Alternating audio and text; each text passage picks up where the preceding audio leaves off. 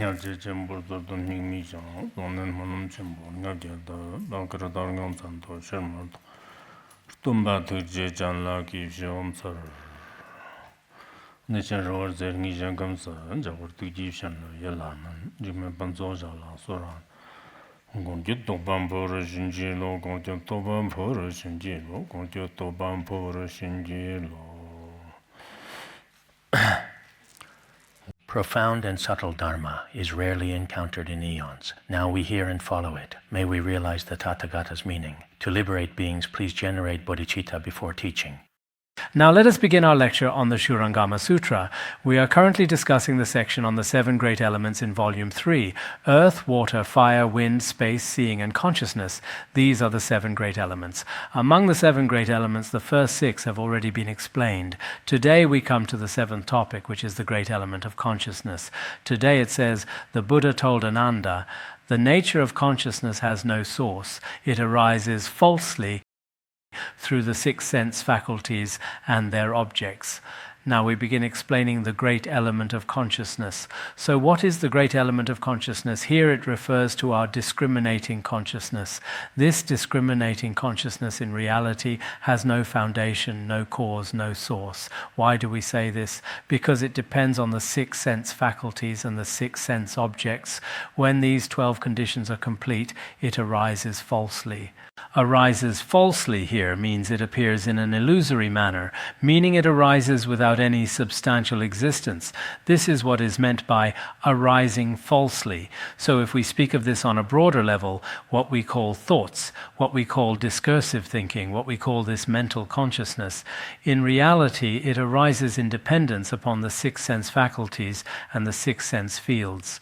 Since it arises in this way, this is merely an appearance that has not been examined. If we truly examine it, it cannot be established at all. How so?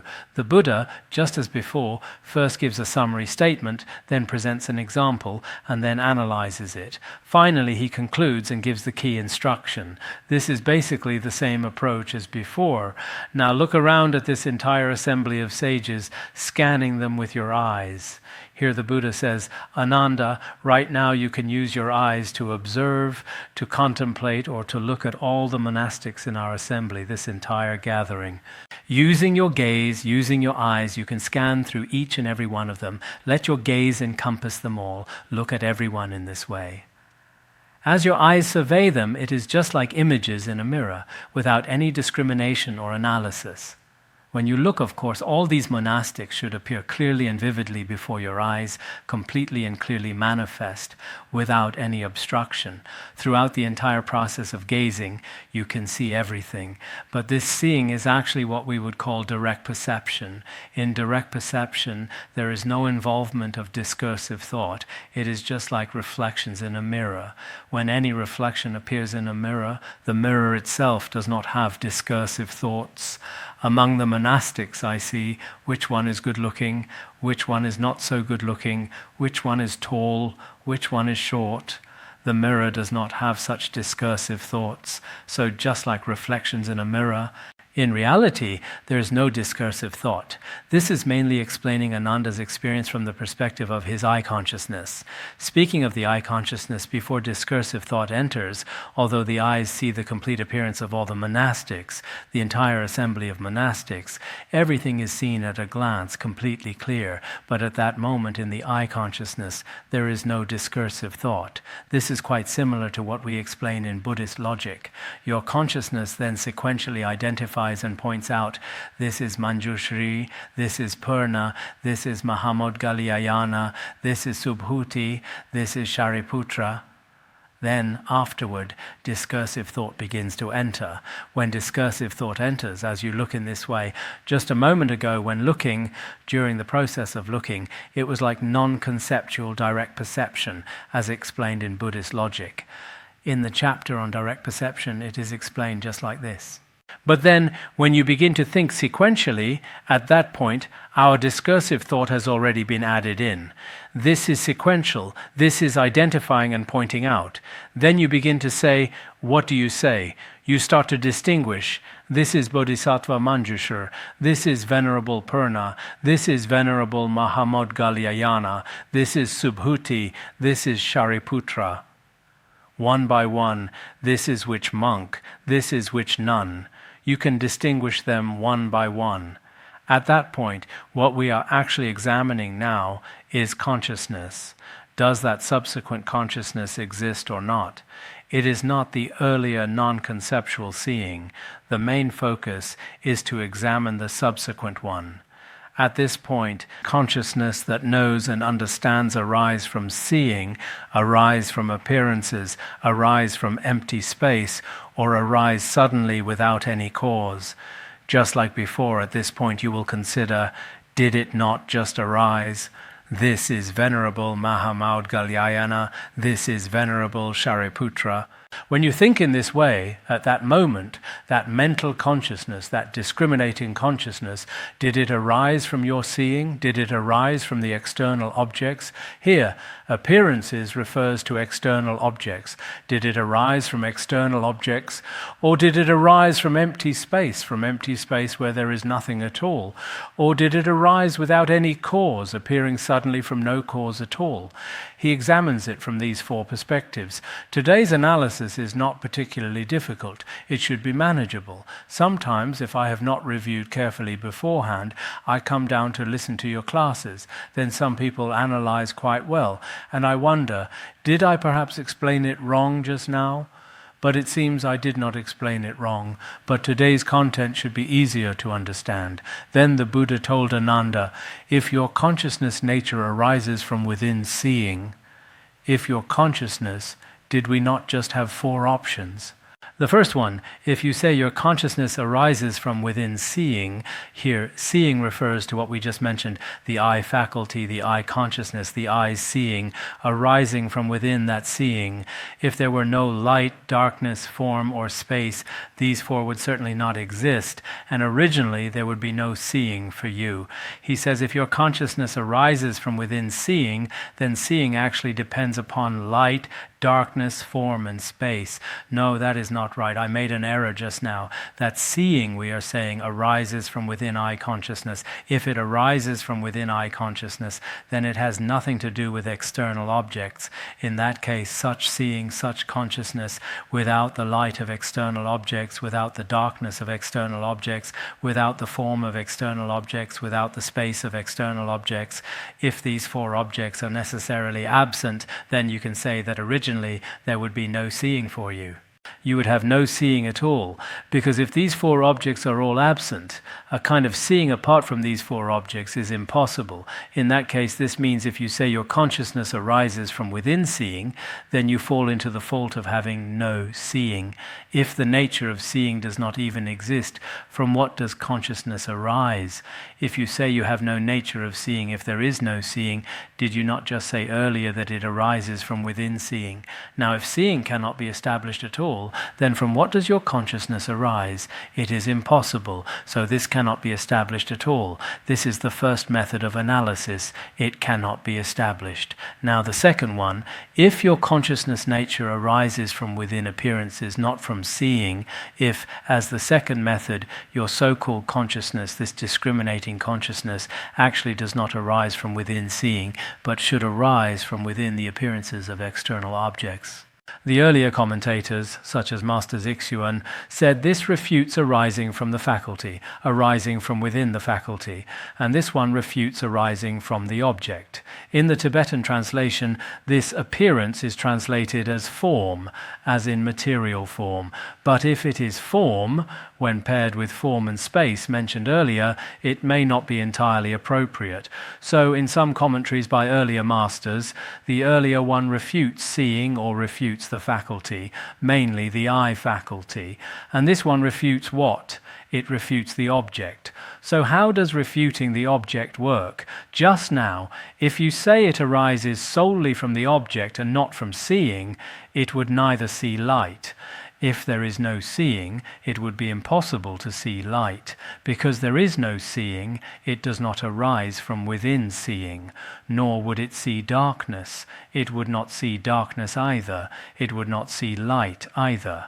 If light and darkness are not perceived, then there would be no form or space. If darkness and light are both not seen, then certainly space and form also could not be seen. Now, if you say it arises from within the object, here is the key point to grasp. If it arises from within the object, then it has nothing to do with seeing. If it has nothing to do with seeing, then light and darkness, open and obstructed, or light, darkness, form, and space, these four would not exist, because all of these require seeing in order to arise. In that case, if those appearances do not even exist, from what does consciousness arise? If these appearances do not exist, no appearance of light, no appearance of darkness, no appearance of form, no appearance of space, and then you say it arises from external objects, then apart from these aspects of seeing, is there another way or path for it to arise? There is not. What we see now is either we see light under the sun, or when there is no moon, or what is seen in darkness, or it is either empty phenomena or form phenomena. Apart from these, for our eyes to see the other side, that is basically impossible. So since all these appearances are completely absent, when you say it arises from within the object, where does your consciousness come from? So when we analyze in this way, although on the surface this analysis is a Sutrayana method of analysis, in reality, if we are practitioners of sharper faculties, where does our mind come from? This mind of ours, our mind, we may not think of it as non-conceptual consciousness. This consciousness of ours is quite abstract. Generally, we cannot even recognize it ourselves.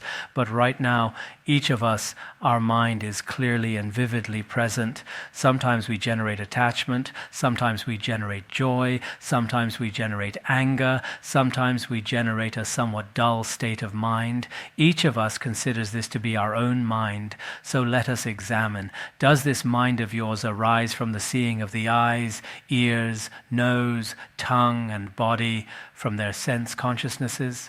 Or does it arise from external objects? Or does it arise from empty space? Or does it arise from no cause at all? No matter which way, it cannot be established. If it cannot be established, yet every day we think that this clear and vivid mind of mine, sometimes suffering unbearably, sometimes afflicted beyond measure, sometimes overjoyed, sometimes rather dull, all kinds of states. So then, where does this mind actually come from? If we reason it through logically, it truly is. It seems no different from the son of a barren woman, or turtle hair and rabbit horns. If there is no difference, wow, we finally understand. In reality, every sentient being is indeed grasping at something that originally does not exist, as if it exists, including the discursive thoughts of my own mind. Originally, they do not exist, yet we still grasp at them as existing. Perhaps understanding it this way is better. The third issue, if it arises from space, seeing and objects have already been discussed. Now, if we accept that this mental consciousness arises from space, it is neither appearance nor seeing. Without seeing, there is no discrimination. It itself cannot know light, darkness, form, or space. He says, if my discriminating consciousness arises from within this emptiness where nothing exists at all, then our sense consciousnesses, it has no relation to external appearances. It is not appearance, and it is also not our seeing. It also has no relation to consciousness on this side. Is it not neither appearance nor seeing? It is neither appearance nor seeing. It is not object. It is not consciousness. In that case, without seeing, there is no discrimination. If there is truly no such seeing and no such appearance, then there is no way to discriminate. Clearly, it cannot discriminate. If it cannot discriminate, it itself also cannot know this is light, this is dark, this is space, this is form. Then all conventional designations have no way to function. If you say it arises from empty space, then this is very difficult to establish. If appearance is not present, the conditions are extinguished. Seeing, hearing, awareness, and knowing have no place to be established. If you say that indeed there is no appearance of the object, and if there is no appearance of the object, then the conditions for seeing it are simultaneously extinguished. They also do not exist. If neither appearance nor seeing exists, then how can the conditions that compose it be established? If they do not exist, then seeing, hearing, awareness, and knowing, we can also explain below what is seen, what is heard, what is tasted and sensed, and what is known through the body. All conventional designations, all these direct perceptions, none of them can be established. Dwelling in these two negations, space would then be the same as non-existence. If it exists, it is not the same as other things. Even if it could give rise to your consciousness, what would it discriminate? Here he says, just now, did we not speak of seeing and appearance? Dwelling in these two here, the two refers to seeing and appearance. If seeing and appearance cannot be established here, then in reality it is just empty space. It is space. This space is equal to, what is it actually? It is like turtle hair and rabbit horns, non-existent. Now even if such empty space exists, it is not the same as other things. But it is not like ordinary existence. It is probably rather unusual, an uncommon kind of existence. Here, looking directly at the literal meaning, the exists here, even if it exists. The exists refers to, because we have been speaking of space all along, even if such space exists, it is somewhat different from other material things, because conditioned phenomena all have a rising and ceasing. This kind of empty space is not the same. In that case, even if it could give rise to your consciousness, such empty space, even if you say it gives rise to your consciousness, how would we be able to discriminate? A consciousness arising from empty space, how would we discriminate? This can also be explained in this way. Also, if it exists, it is not the same as other things. In the commentary by Wenling Jehuan, he says, if the essence of consciousness exists, it is not the same as material phenomena. He interprets exists as the essence of mental consciousness. I do not know why Wenling Jihuan interpreted it as mental consciousness. In some other commentaries, exists is interpreted as empty space, because just now both seeing and appearance are absent. If these two are absent, it equals emptiness, and this emptiness is actually empty space, nothingness. Such nothingness actually does not exist. Even if we hypothetically say it exists, this kind of existence should be the existence of empty space as an unconditioned phenomenon, but the existence of unconditioned phenomena also has no arising or ceasing. It is essentially the same as non-existence. In that case, from such an unconditioned phenomenon, it is impossible for it to give rise to you. Even if it did arise, who could discriminate it? If I arose entirely from empty space, and empty space is originally just a vast expanse of nothingness, how could something arise from this nothingness? You yourself cannot discriminate it, and others also have no way to establish it. This should be explained in this way. This was just the third aspect. The analysis of whether it arises from empty space. The fourth aspect is arising without a cause. If it arises suddenly without any cause, why do you not perceive the bright moon separately while looking at the sun? If you say it arises without a cause, then arising without a cause is even more absurd, because any phenomenon arises when there is a cause. For example, when I see a pillar, this pillar, because there is an object present relying on its objective condition, I generate the eye consciousness that apprehends the pillar. And when I look at the moon, it is because of the moon that I apprehend it. But if all my discriminating consciousnesses were entirely arising without a cause, then why would we not, when looking at the sun, generate the feeling of perceiving the moon? Because originally, for the moon we have the feeling of the moon, and for the sun we have the feeling of the sun. They are not confused with each each other, but if they arose without a cause, then there would be no cause at all. In that case, we could call white things black and grasp black things as white. There would be no special conditions for any object. If things arose without a cause, then everything in our world would probably be in complete chaos. There could be no order. Everything would be in disarray. Such a phenomenon, even worldly people who study conventional knowledge could not possibly accept it. So arising without a cause would have many faults. Everyone should understand this principle. Examine this more carefully, scrutinize it in minute detail. The Buddha tells Ananda regarding these matters even more, with particular subtlety, with great detail and care, observe them, contemplate them, analyze them, investigate them. Only then will you come to know how our consciousness actually arises. So, as I mentioned before, the Shurangama Sutra relies entirely on reasoning to explain our mind. So, generally speaking, Western logicians should find this particularly delightful, because some Buddhist viewpoints are not simply, I believe it is this way, or the Buddha said it is this way, or Bodhisattva Manjushra said it is this way, so we must believe. It is not like that. The Buddha's analysis of every issue can be completely examined using the logic that we use in the world today. This is also acceptable. We do not need to become Buddhist first before studying the Shurangama Sutra. Even if you have no faith at all, no faith whatsoever, or even if someone is not allowed to have faith, you can still ask them, where does your mental consciousness, your discursive thought come from? Does it come from the 5 sense consciousnesses? Does it come from empty space?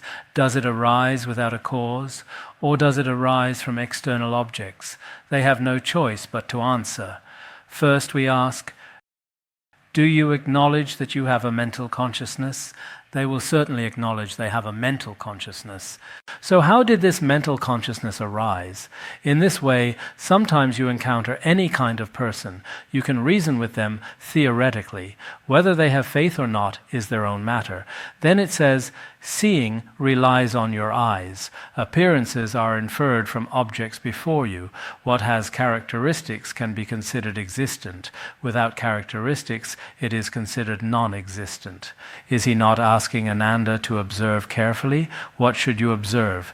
Actually, the seeing of your eye faculty is related to your eyes. It relies on your eyes. And the appearances before you, the appearances of the monastics you just saw before you, appearances like Manjushra and so on, the appearances inferred before you are related to external objects.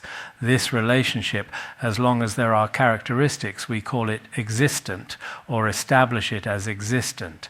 If there are no characteristics, we call it empty nothingness. This is the general worldly convention. From what does such a consciousness condition arise? If we reason using such conditions, what you now acknowledge as consciousness, the condition of this consciousness, from what does it arise? Look, just now, your eyes, the objects before you, and these characteristics. When we use wisdom to examine them, how can you accept that your mental consciousness arises? Below it further explains, how is it that it does not arise? Consciousness is in motion, seeing is still. They neither mix nor combine. Hearing, listening, awareness, and knowing are also like this. Here it says your consciousness is actually of a fluctuating nature. Everyone knows when our discursive thoughts try to settle in meditation. One moment we think of this, the next moment it is of a fluctuating nature, but seeing is not fluctuating. In the Tibetan translation, it is translated as non-fluctuating, just as explained earlier, like a mirror.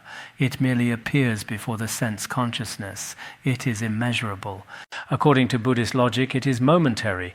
It has no time to move. It merely appears. There is no question of moving or not moving. Actually, it is non-moving. In that case, your seeing is non-moving. Your consciousness is moving. Can they be mixed or combined? They neither mix nor combine. One thing is moving, one is non-moving. Can the two of them be mixed or combined? It is impossible. impossible. By the same reasoning, your other sense consciousnesses, hearing, listening, awareness, and knowing, smelling with the nose and hearing with the ears, and also tasting with the tongue, and what the body knows through touch, these several plus 4 types of direct perception. Just now we were speaking of seeing. The other 4 types of direct perception are also the same. They also neither mix nor combine.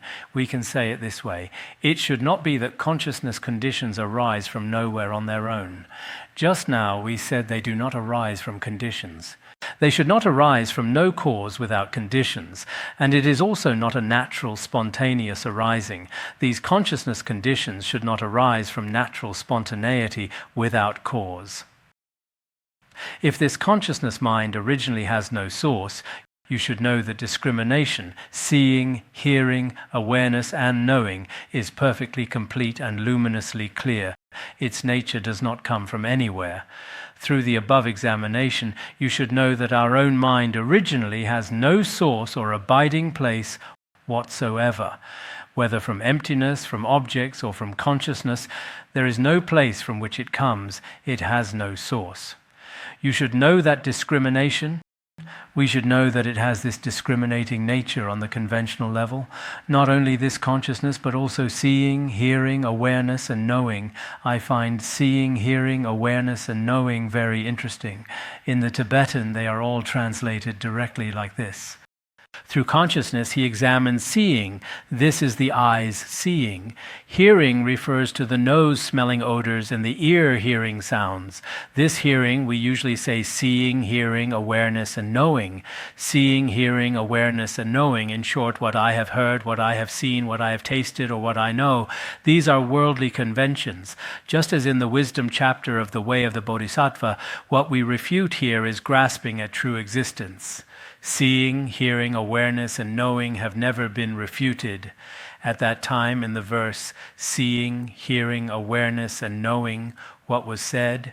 Here, when we speak of seeing, hearing, awareness, and knowing in the world, whatever we hear, whatever we see. But I find these Chinese characters quite interesting. First is seeing, then within hearing there are 2 aspects, the ear hearing and the nose smelling, hearing and smelling.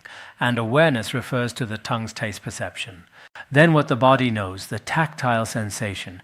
So within seeing, hearing, awareness, and knowing actually are 5 sense consciousnesses. I have not seen anyone explain it this way before.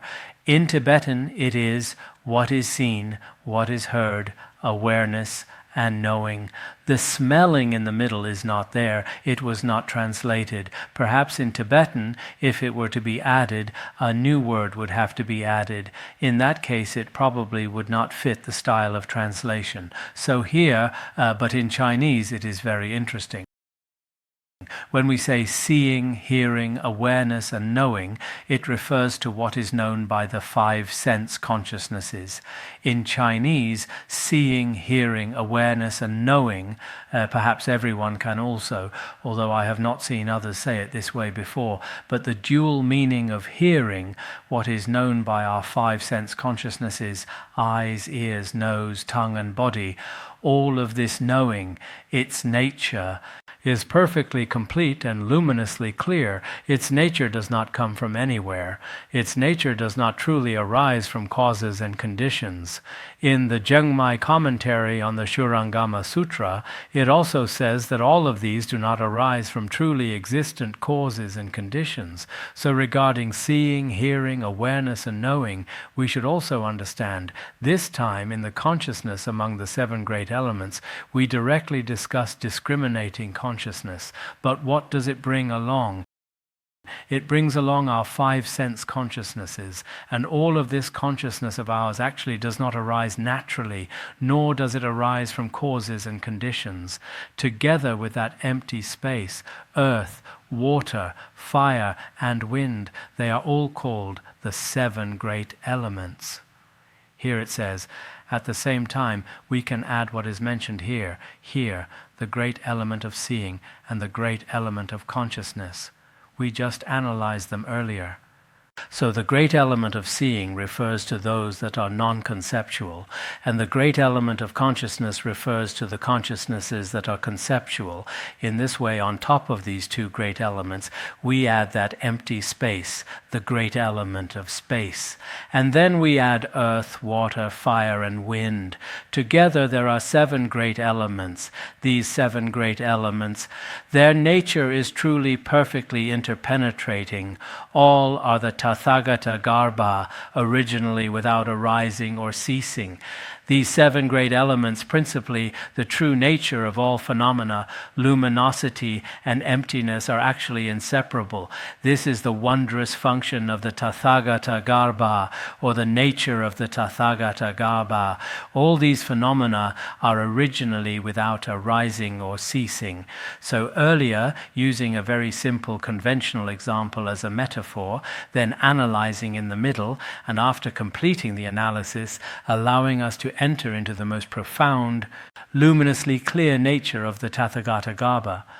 Truly, this is probably of great help to many people. Studying the great perfection is especially supreme, but generally, when studying a sutra that analyzes one's own mind so thoroughly, so meticulously, I have not seen this before truly. I have also read many sutras and taught some sutras, but indeed, the Shurangama Sutra, there is a reason why it is so famous in the Han region. However, it is somewhat regrettable. For Tibetans, basically the Shurangama Sutra, including many of the very accomplished Khenpos, they have never even heard of it. I believe that in the future, in this lifetime, they may not necessarily pay attention to it, because they are quite proud. We have the great perfection. They feel that having the great perfection, or we have the Kala Chakra, we have this and that. This Shurangama Sutra is what the Buddha taught to Matanga, right? Generally, they may not analyze it. So we feel this is indeed somewhat regrettable. Such a wonderful sutra, no matter what kind of person you are, what ethnicity, what language you speak, if you all have the opportunity to study such a sutra, you would further deepen your understanding of the Tathagata's thought, of the Tathagata's supreme and unsurpassable wisdom, and give rise to extremely firm faith. The Buddha told Ananda, "Your mind is coarse and superficial. You do not awaken to seeing and hearing, to realize and know that they are originally the Tathagata Garbha." Look, the Buddha still often criticizes Ananda. Your mind is too coarse and superficial, too rough, too shallow.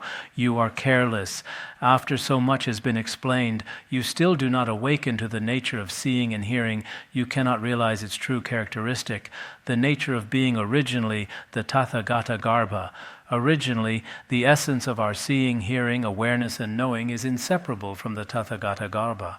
This principle, because you are too careless. The Shravakayana, indeed, sometimes their analysis compared to the Mahayana thought on emptiness.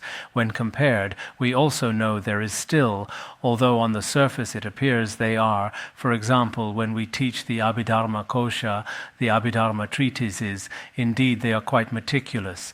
But in terms of the true, when compared to the thought on emptiness, there is still a certain difference. So here Ananda receives another criticism. It says, "Your mind is coarse and superficial." You should observe this consciousness mind of the 6 locations. Is it the same or different? Is it empty or existent? Is it neither same nor different? Is it neither empty nor existent? Just after criticizing him, his mental state probably had not yet recovered. When the Buddha then asked him to observe, he probably, I do not know what his mental state was like. Sometimes when we are upset, if today I am a bit unhappy, if I first speak directly, it might not work out well. So I first discuss a few other matters, and then I get to the matter I want to express. At that point, because of the matters discussed beforehand, my mental state has calmed down considerably. Then I think, my choice was correct. Otherwise, the first time if I bring up something I am a bit unhappy about, it probably would not be good. So after the Buddha just criticized Ananda like this, the Buddha asks Ananda, "Look at your consciousness of the 6 locations now, the consciousness of seeing, hearing, awareness, and knowing. What exactly is their internal relationship? Are they the same or different? Are they empty or existent? Neither same nor different, or neither empty nor existent. Here he raises 8 questions. Looking at this, Master Uyi's explanation still has some points. Perhaps it can also be explained this way. His meaning is, are these consciousnesses the same? If they are the same, then are, for example, the eye seeing, the ear hearing. If these are the same, then when my eyes see, why can the eyes not also hear? If truly this seeing and consciousness are the same, then when I see, why can I not hear? This is the meaning of the same. The Buddha is only asking, but actually what is implied? It is implied that he should answer. If he answers, these do not truly exist. If you say they are different, these two are completely different. If they are different, when you listen to the Dharma, the ears hear the Dharma, then in the mind doubt arises. Then immediately you want to ask about the meaning of the Dharma. Why is this so? If they were completely different, it would be like the Eastern Mountain and the Western Mountain. When one is hearing the Dharma, the other mental consciousnesses immediately generate feelings. Why is this? This is the second aspect. Then, regarding empty, if you say the nature of all these consciousnesses is entirely empty, then why is each consciousness so clear and vivid, completely different from other empty phenomena? Why is that so? Then regarding existent, if you say it exists, truly exists, in that case, when we search for it, did we not just search for this consciousness from 4 aspects, but consciousness cannot be found. Eyes, ears, nose, and tongue cannot be found either. That essence also, whether from the 6 locations, the 6 entrances, or the 5 aggregates, from any aspect, it can never be found. If it exists, why can it not be found? Empty, existent, then neither same nor different. What does not the same mean? If they are not the same here, if they are not the same, then why do they mutually know each other? Just as we said before, if they were completely not the same, then, for example, while listening to the Dharma, I am also eating candy or listening to the sound of music. Or when looking at a garden, why do I clearly know that they all communicate with each other? They can know each other. Why is this? Then not different. Not different means completely different. If they are completely different, not different means not different. It should be not different. Different means being separate entities. Then not separate means being one entity. If they are one entity, why is there mutual exclusion between them, mutual counteraction? There is such a thing. What is heard cannot be tasted. What is tasted cannot be heard. Why is there such a thing? Then not empty. If it is not empty means not empty. If it is not empty, then why? If it is truly not empty and exists, why is it unattainable? Right now, the essence of these consciousnesses can never be found. Then, not existent. If it truly does not exist, then why are these consciousnesses inexhaustible for our use, used without end, no matter how you use them, if they truly do not exist? Then why is it that we can see, can hear, can taste, have awareness and perception? I use them inexhaustibly. No matter how much I use, they will not be exhausted. If I keep wanting to look, before the external objects are exhausted, my eye consciousness will never be interrupted. Why is that? It seems these points have been explained in this way. You can look at the details yourselves. Some of Master Uyi's reasoning I find quite good. Originally, you did not know that within the Tathagata Garbha, the nature of consciousness is luminous knowing. The luminous awareness is the true consciousness, wondrously aware, luminously clear, pervading the entire Dharma realm. Ananda, you originally did not know that within the Tathagata Garbha, actually the nature of consciousness is luminous and knowing, and the essence of luminous awareness, this is the true consciousness. Truly, our genuine consciousness of the Tathagata Garbha, all of this wondrously aware, luminously clear, is also luminously clear and vivid, its own nature never ceasing. Actually, such a nature of mind, such a Dharma realm, pervades the entire Dharma realm. It contains and encompasses the 10 directions of space. How could there be any fixed location? It manifests according to karma. How could it contain and encompass Contain and encompass means it entirely encompasses all the 10 directions of empty space. How could there be a designated or partial location? That is impossible. So our consciousness, on the surface it appears your consciousness, my consciousness, certainly seem to have boundaries, to be partial, but actually it pervades the entire Dharma realm and world. In that case, how could there be such partiality? It is only that our karmic forces manifest differently. When karmic forces manifest differently, for Buddhas and Bodhisattvas, all phenomena are like a mango in the palm of their hand, seen completely clearly. But for us ordinary beings, our mental consciousness does not understand at all. Among those of us present here, some have recognized the mind and are rather, in their practice, in all aspects, quite relaxed. Some have not awakened to the mind at all, and when they encounter any situation, they are particularly attached, suffering, afflicted. So it appears there are two types of people, but their karma is different, their awakening is different, and their recognition of the mind is not the same. Worldly beings in their ignorance are confused into thinking it is causes and conditions or a natural inherent nature. All of this is the discriminating consciousness mind calculating and measuring. It is merely words without any real meaning. The method of explanation here should be the same as before.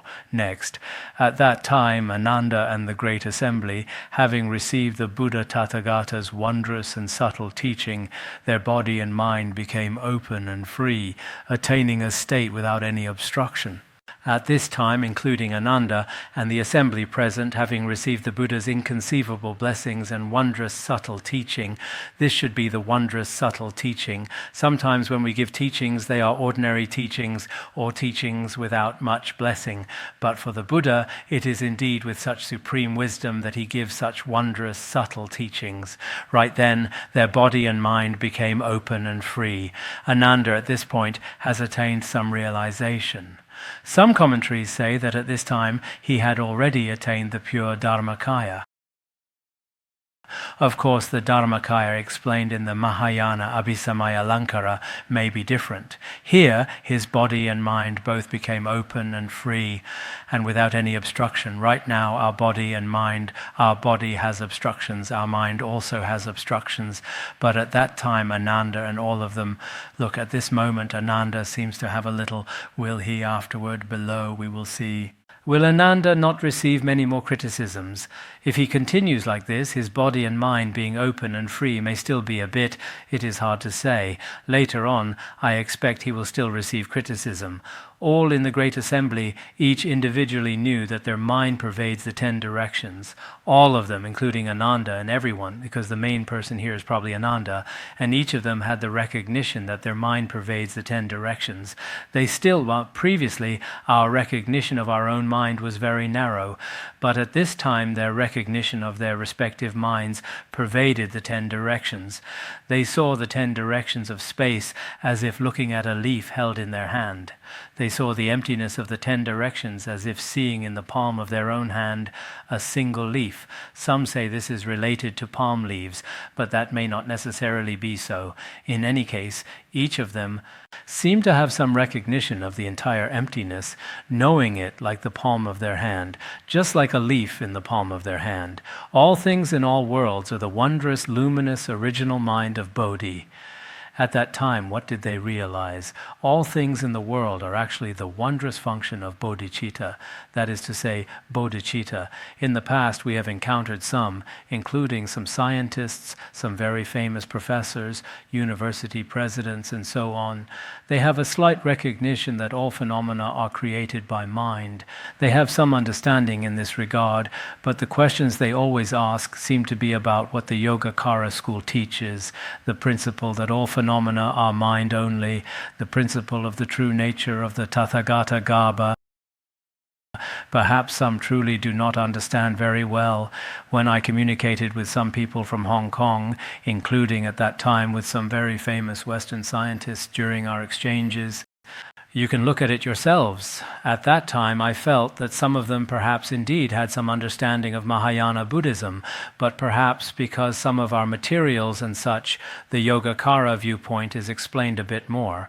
At most, they have grasped this kind of understanding of the mind, but actually there is still some difference. The essential mind pervades perfectly, containing and encompassing the 10 directions. That essential mind, truly our illuminating the mind and seeing the nature, this perfectly complete, all-pervading mind can be said to contain and encompass the entire 10 directions. This is a complete explanation of their essential seeing. Then, at that time, looking back at the body born of their parents, it was like a speck of dust blown about in the space of the 10 directions, existing or not existing. Like in a vast, clear ocean, a single floating bubble arises and ceases without any source. Here he gives 2 analogies. When they looked back at their own bodies, because they had already realized the emptiness of the great world of all phenomena, having realized emptiness when they looked back at their own bodies, the bodies born of their parents, wow, this is so insignificant. Just like in the space of the 10 directions, a tiny, tiny speck of dust being blown by the wind. Did we not just explain yesterday in the wish-fulfilling treasury, particles, subtle particles, iron particles, rabbit hair particles, sheep hair particles, and also finger widths, yojanas, and so on. I see that some people below during the discussion sessions understand quite well. Some understandings are also a bit strange. I did not say that, and the book does not say that either, but they themselves, well, that is fine too. People are just like this. On the surface, people all seem the same, but actually, sometimes their thoughts and such, people are completely different. There are such cases. So here it says, when looking back at one's own body, it is like our body in the entire expanse of space is a very, very tiny speck of dust. Its existence or non-existence is the same, existing or not existing. This is the first analogy. There is also another analogy. Just like in a particularly clear, vast ocean, a single floating bubble flows, a water bubble, a very small bit of foam. It's arising and ceasing without any source. It is also very insignificant. So when we look at our own life, if we truly realize that all phenomena are mind only, or that this mind is the luminous nature of the Tathagata Garbha, then our own body as well, our own so-called aggregation, all of these are particularly insignificant. Clearly knowing for themselves, they attain the original wondrous mind, ever abiding and never ceasing. Although it is like this, but the true essence of the mind, clearly knowing for themselves, its original wondrous mind ever abides and never ceases. Although our own body may also be like this, but our true luminous mind of the Tathagata Garbha, actually it has always been originally attained. It is neither separate nor united. It is not that it only came today. It is not that it only came when I recognized it. Before that, it never existed. It is not like that. It has always been ever abiding and never ceasing. So at that time, Ananda and all these people prostrated to the Buddha with palms joined, having attained what they had never had before.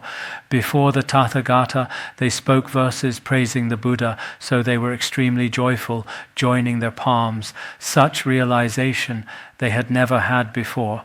Ananda as well. Some commentaries say that actually for more than 40 years, Ananda had never, in those more than 40 years of the Shravakayana, he had never felt like this before. Sometimes we listen and listen.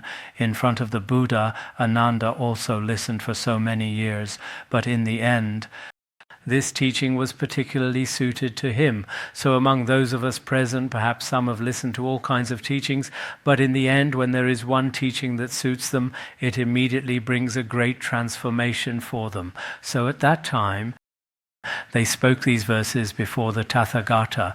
This verse, generally this is our bell-striking verse, morning and evening liturgy in the morning. In some monasteries, some monks who strike the bell while half dozing off recite it themselves.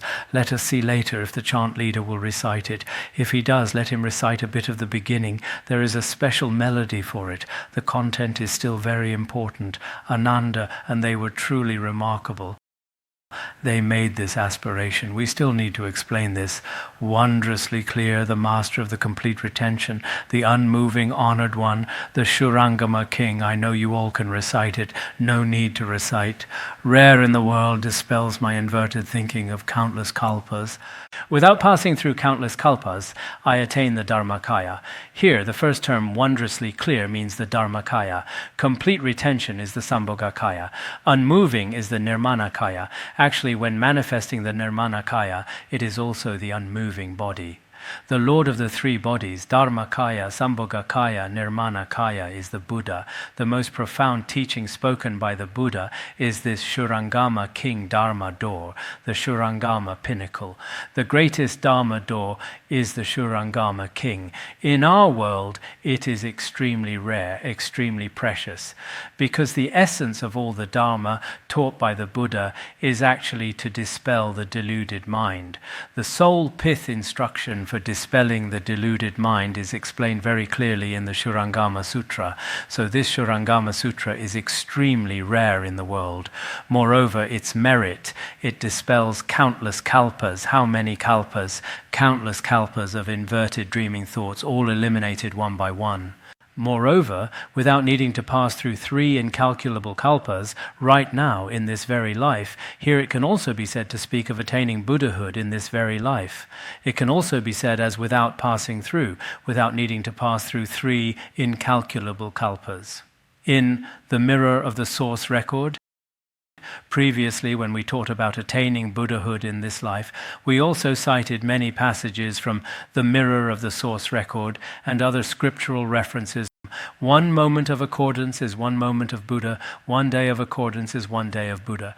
In just a short period of time, if one accords with this Dharma, then in that short period of time, one can also achieve accomplishment. This is the first verse. The second verse, may I now attain the fruition and become the jewel king and then return to liberate beings as numerous as the Ganges sands. May I, after attaining such a Buddha's fruition today, become a Buddha king like a wish-fulfilling jewel. This Buddha king, after I have made this aspiration, when I later attain the Buddha's fruition, I can liberate limitless, boundless beings as numerous as the sands of the Ganges, seeking the Buddha's way above, liberating beings below.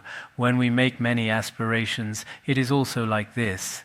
I will offer this profound mind to all Buddha lands as numerous as dust motes. This is called repaying the Buddha's kindness. We generate such a mind, that is to say, just now, attaining Buddha's fruition and liberating beings below. Such a profound mind, this mind can be called bodhicitta. The mind that focuses on liberating beings, this is bodhicitta. This bodhicitta, I want to offer it to Buddhas in Buddha lands as numerous as dust motes. If we offer flowers and incense before the Buddha, he may not necessarily be pleased. Offering money may not necessarily please him either. The Buddha does not lack money. What is most important? It is to offer the generation of the mind, generating bodhicitta. This is what truly repays the Buddha's kindness. How about you chant a couple of lines and then I will explain. Can you chant it?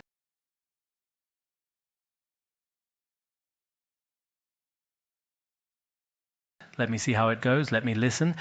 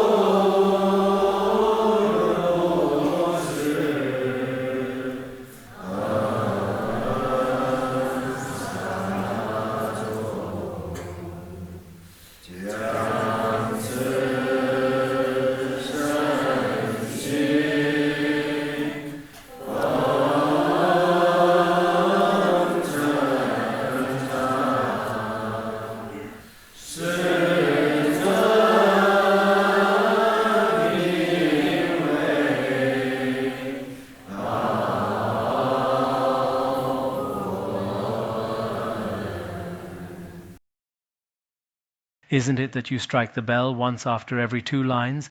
Is it striking the bell once? Right? Yes. Very good. I humbly beseech the world-honored one to bear witness. I vow to be the first to enter the 5-turbid evil age. As long as even one sentient being has not become a Buddha, I will never enter nirvana. He says, please let the world-honored one be here to bear witness when making this aspiration. The Buddha bears witness. When we generate bodhicitta, it is also like this. All Buddhas, Bodhisattvas, Vajradhara, and the Guru bear witness. So when I am in the 5-turbid evil age, I first make this aspiration.